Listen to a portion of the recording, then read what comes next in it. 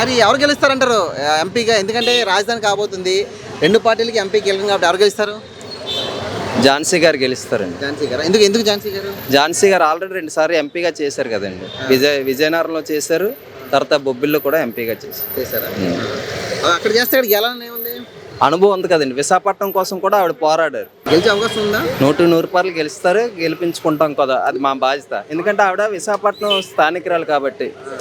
అది ప్రధానంగా విశాఖ ఆడపడుచు అంటున్నారు, బీసీ మహిళ అంటున్నారు, అవి ఎలా ఉపయోగపడుతుంది ఆవిడకి? బీసీ మహిళ అంటే ఇప్పుడు నార్త్ నియోజకవర్గం వచ్చేసరికి దాదాపు 60 మంది బీసీ ఉన్నారండి, కాపులు. అలాగనమాట. బీసీ ఇప్పుడు మన ఇంటి ఆడపడిచి మనం గౌరవించుకుంటాం కదండి జనరల్గా, ఇది కూడా అంతే. ఇది కూడా అంతేనా? గెలుస్తారంటారు 100 రూపాయలు గెలుస్తారు, గెలిపించుకుంటాం కూడా. ఎందుకు ఓటేయకూడదు అంటారు? ఆయన గతంలో ఓడిపోయిన సింపతి అనుకుంటారు కదా కొంచెం.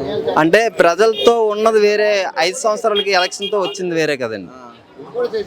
అది కూడా గమనిస్తారు కదా వాళ్ళు. ఇప్పుడు వాళ్ళ రాజకీయం ఏంటంటే బొత్స ఝాన్సీ గారు ఎప్పుడు ప్రజలతో మమేకమై ఉంటారు. భరత్ గారు లాస్ట్ టైం పోటీ చేశారు, ఎప్పుడు కనబడలేదు కదా. విజయనగరం వెళ్ళి అడగండి, బొత్స ఝాన్సీ గారి కోసం, బొత్స సత్యనారాయణ గారి కోసం ఎప్పుడు ప్రజలతో కలిసి ఉంటారు. ఇది వాళ్ళ ప్లస్ అన్నమాట. అది గమనిస్తారు. గెలుస్తారంటారు అయితే? 100% గెలుస్తారు. విశాఖ ఎంపీ ఎలక్షన్లు చాలా ప్రతిష్టాత్మకంగా ఉన్నాయి. ఎందుకంటే వైసీపీ నుంచి బొత్స ఝాన్సీ గారు, టీడీపీ నుంచి భరత్ గారు పోటీ చేశారు. ఐడియా ఉన్నారండి. వీళ్ళిద్దరిలో ఎవరు గెలుస్తారు అనేది చాలా ఒక జనాలు ఇంట్రెస్టింగ్ ఫ్యాక్టర్గా ఉంది వైజాగ్లో.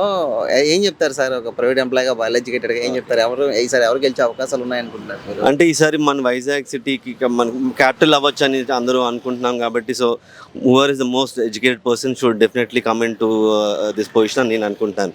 And all educated in the Vizag city should support the localite and the local person and who has been into more education అని నేను అనుకుంటున్నాను. So that the best can come out. అంటే ఇప్పుడు బొత్స గారు ఉన్నారు, బొత్స ఝాన్సీ గారు ఉన్నారు, already PhD holder.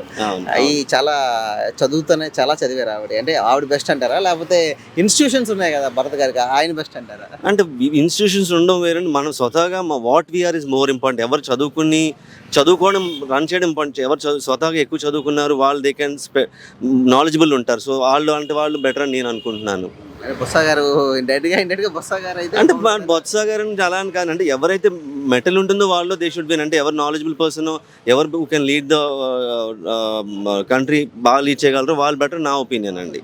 So better ఎవరు ఎడ్యుకేటెడ్ ఉన్నారు వాళ్ళు, and even youth should also decide who is well educated and who has got ideologies to make country better. So అలాంటి వాళ్ళకి ఓట్ చేయడం బెటర్ నేను అనుకుంటున్నాను, ఓట్ కాస్ట్ చేయడం. ఓకే. ప్రధానంగా సార్ బొత్స ఝాన్సీ గారు గతంలో కూడా స్టీల్ ప్లాంట్ ఇష్యూ కానివ్వండి, లేకపోతే చాలా ఇష్యూస్ మీద మాట్లాడిన అనుభవం కానివ్వండి, ఎక్స్పీరియన్స్ కూడా ఉంది. ఆ ఎక్స్పీరియన్స్ కూడా ఉండాలంటారా, అవసరం లేదంటారా? Definitely. And see, when you have to rule a country or anything, so definitely you should have some experience along with your knowledge that adds up to the betterment of the society.